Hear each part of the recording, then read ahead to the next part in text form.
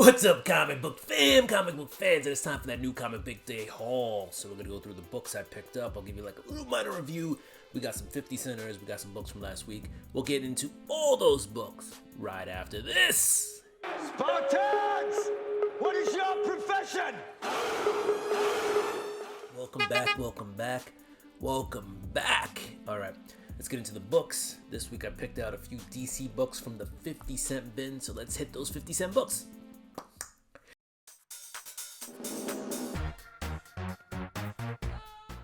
So here are the 50 centers. First off, we got DC Comic Presents Superman and the New Doom Patrol.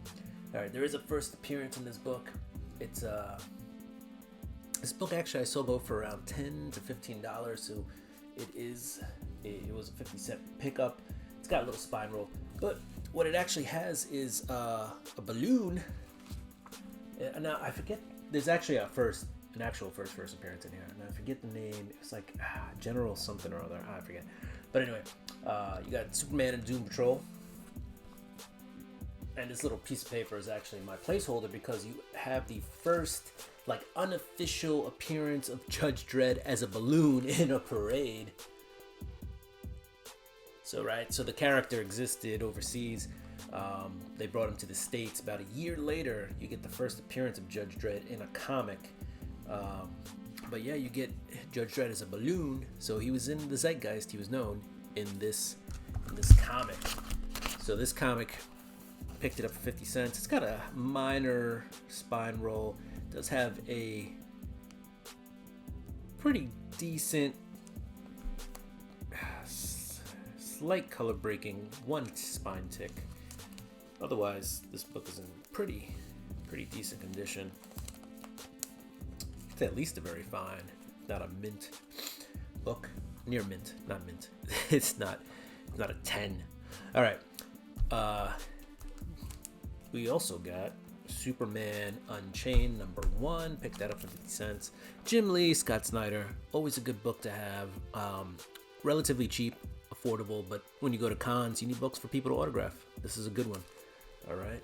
You got two top tier talents here in Scott Snyder and Jim Lee. All right. And then you also got Dustin NguYen and Scott Williams. So really good creators on that. And then last but not least, we found this in the 50-cent bin. This is about I want to say $5, $6, maybe $10 shipped on eBay. But we have Omega Man #5. Why is this a cool 50-cent pickup? Second appearance of Lobo, and the first time we actually find out Lobo's name is in this book. So, if the big guy gets big, that book could eventually be worth something as Omega Man 3, the first appearance of Lobo, possibly gets to other stratospheres. Anyway, those were the 50 centers. Let's get into some pickups or some reads and the pickups from this week.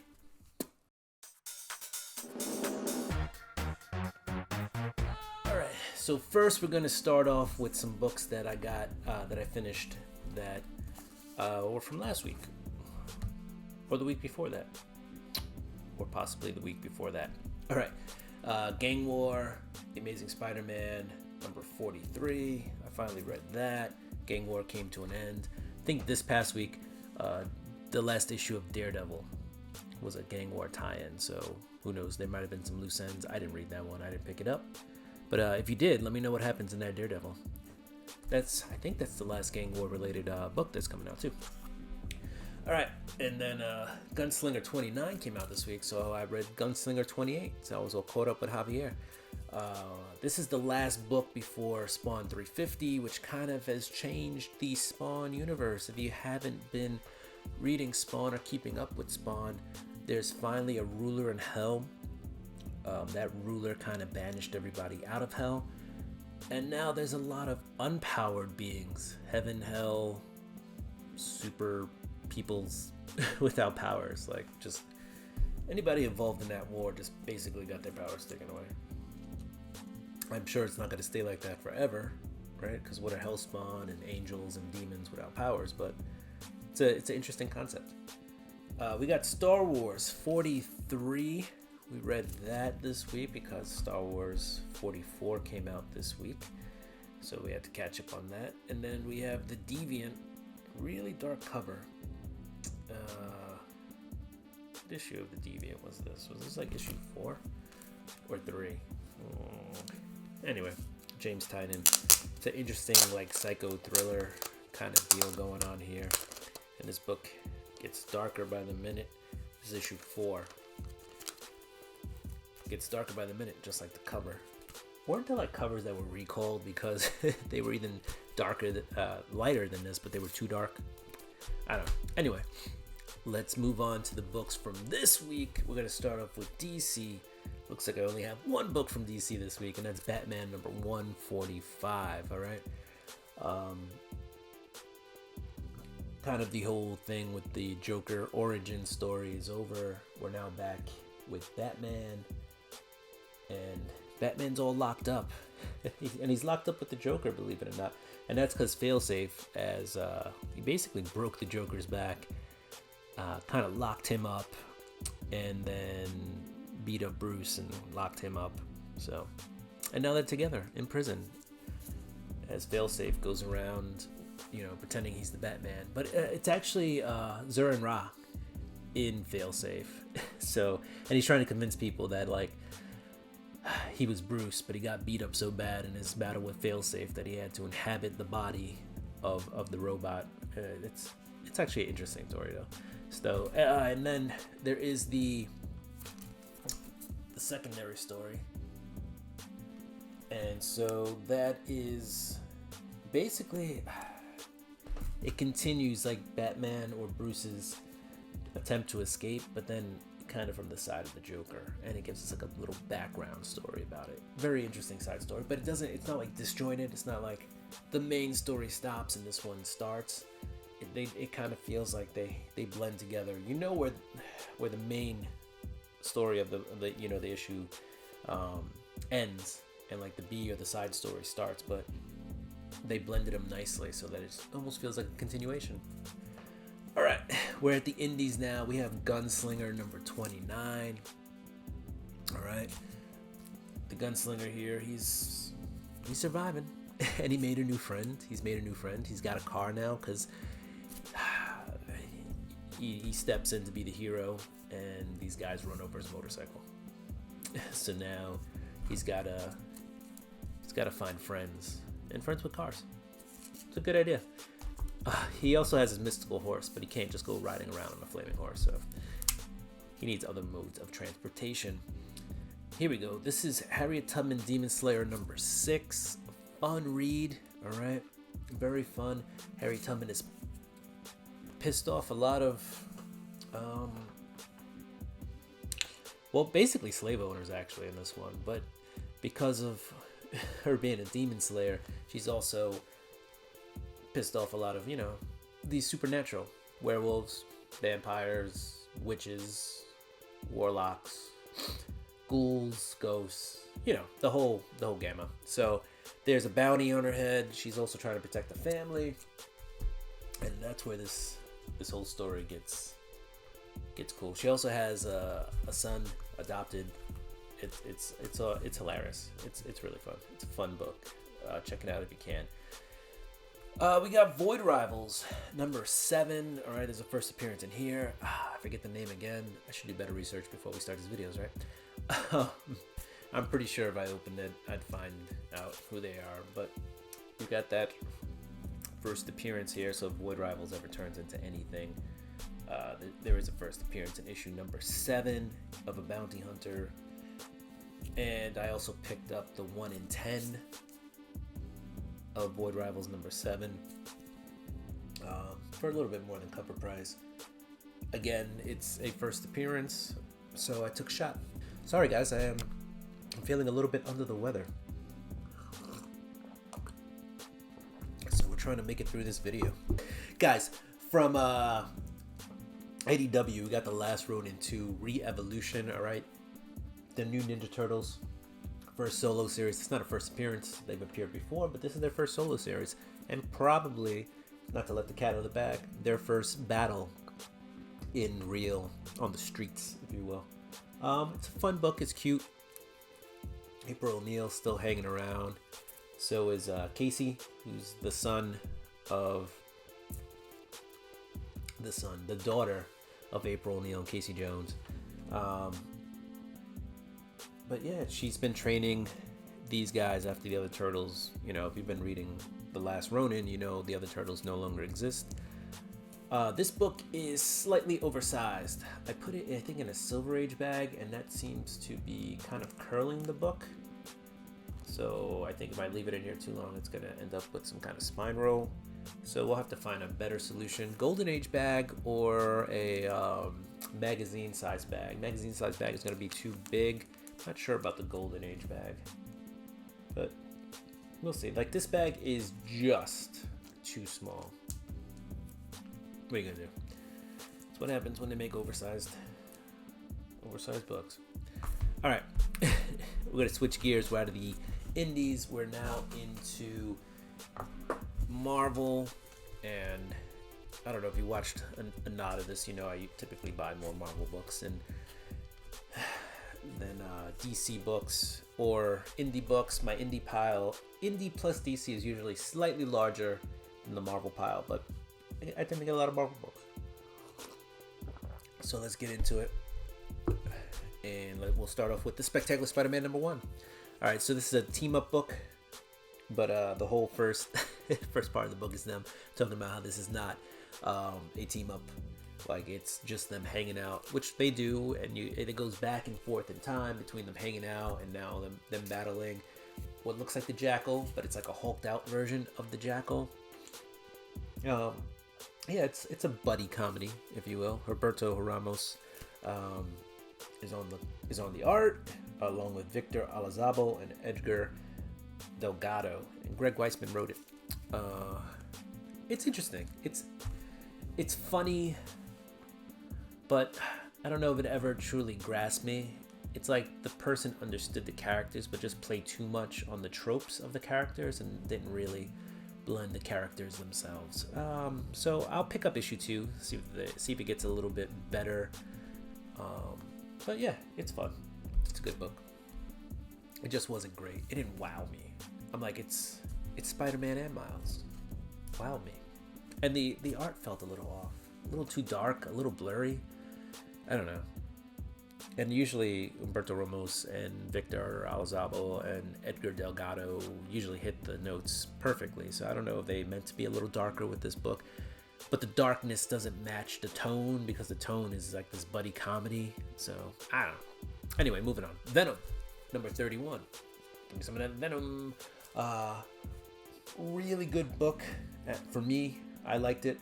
Only because you got Carnage in this book. So if you like the whole Carnage Venom mashup, you know, symbiote versus symbiote, father versus son, you know, thing, then here you go, Venom. It's really good. Sorry for all the uhs. Like I said, I'm feeling a little down. Unless I cut that out, in which case at this point now, you know I feel a little down. Maybe you hear it in my voice. Carnage is after Eddie Brock, and he thinks Dylan and Venom know how to retrieve him, and then eventually he figures out he doesn't, and so he fights. You know, he's fighting them, and he's fighting them first to get them to call Eddie. And then he figures out they don't, and then he just starts stabbing them, and he's like, well, it's gonna become a mercy killing. You don't have a dad. That's Carnage for you. All right, moving into the Star Wars universe, we have Star Wars: The High Republic. All right. This one is good. They're in space. They're kind of fighting these little robots and trying to find a way into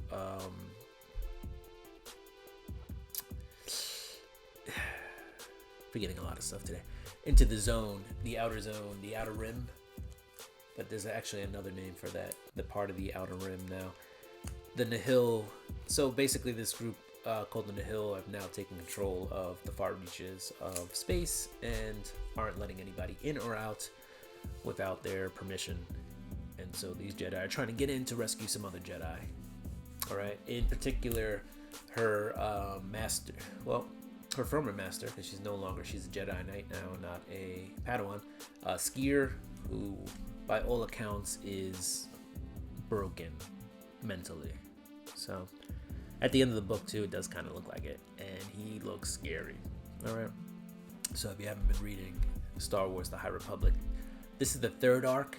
The first arc had these characters, the original characters. Second arc appeared on another planet, kind of dealt with some other things. Third arc goes back to the original Knights of the Old Republic, not Knights of the High Republic Star Wars characters. All right, moving on. We have The Trial of Landau Calrissian, Star Wars number 44. Quick note, Darth Vader does not appear in this book. Neither does Carbonite Han Solo.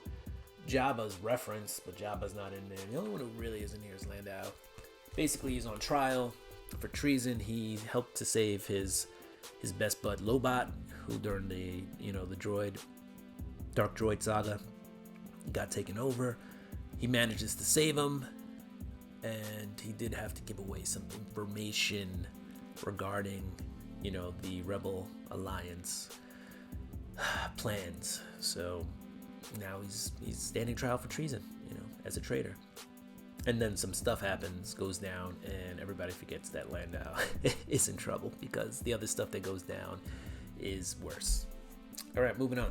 Weapon X-Men number 1. All right, Phoenix has put together a team of Wolverines to find Onslaught and to stop him from taking over a world or worlds in general. Right, Onslaught's gonna move around to these different dimensions and take over worlds, and they think they found them. They're on this planet, and then everybody's like, no, he's not here. Like, Jean Grey scans everything. Jean Grey of that world. It's like, nope, didn't find him. And then it turns out he actually is there, and he's hammering a bunch of people. And then there's a battle, and then Zombie Wolverine bites somebody, and then the world is now overrun by either Onslaught-controlled mutants and heroes, or zombies. They evacuate the world because they have a protocol. All the people who aren't controlled by Onslaught or is not a zombie. I'm laughing because I thought that part was hilarious. Overall, it was okay, but it was cool seeing these X-Men or these Wolverines fighting together, and they're different. They're all from different planets, so they're different origins kind of coming together in their experiences. Cool book. All right, Thanos number 4. Death and Thanos fight in this one. The heroes figured that they want Death to win, but they can't let Death kill Thanos. But Death really wants to kill Thanos. Only because Death would become like this super creature bent on destruction. I don't know, it happened in some comic. Not what I'm versed in with this. Anyway, the heroes kind of stop Death from killing Thanos. Well, they do, but Thanos also had his own failsafe and kind of traps Death or tricks Death. So it ends with a to be continued this summer. Thanos will return kind of deal. But it was a fun story overall. If you're not a big Thanos fan, probably stay away from this book. If you're not a Death fan, stay away from this book. If you don't like the Illuminati, stay away from this book. All right. Ultimate X-Men number 1. This is the big book of the week. Peach Momoko, part of the Ultimate Universe. A lot of Ultimate Universe hype. And it's like, how does Peach Momoko's style fit? It turns out the makers created all these different zones. So if you're in this zone, I guess this is the motif or what that zone looks like or feels like. So Peach Momoko has her own zone to work in. Anyway, overall, it was an interesting story. The artwork is cool. Very dark. This is very dark. I've met Peach, and this is whoa. But a lot of her stuff actually is dark, believe it or not. A lot of people. All right, spoiler alert. So fast forward if you don't want to hear this. You've been warned. All right, a lot of people hang themselves in this book, all right? And by a lot I mean 2, but still, It's pretty dark. Or suicide is a main topic of this book, right? And stopping, or how the main character Armor could have helped to stop that in a friend. Dark book. Moving on.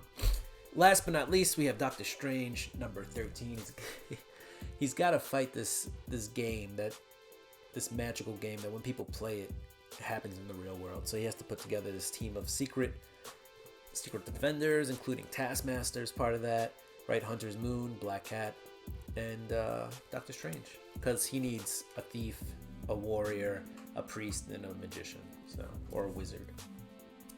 Pretty cool concept, you know? Dungeons and Dragons in the real world. Fun book. If you haven't been reading Doctor Strange, it's a really good book. I recommend checking it out. And you can get trades now, right? It's on issue 12. All right, comic fans, that was my comic haul. Thank you for joining me. Sorry I'm a little sick today, a little low energy, but we made it. We made it through the haul, and I do appreciate you being here, all right? So do what you do. I'm going to do what I do. I'm going to get ready for this week, or next week's books, actually. It's a couple of days away, but we're going to get ready for those books.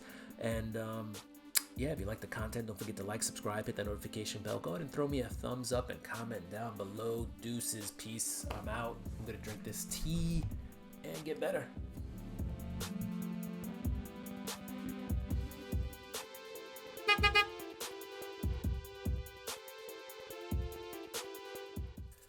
Let's do that again. Bam. All right.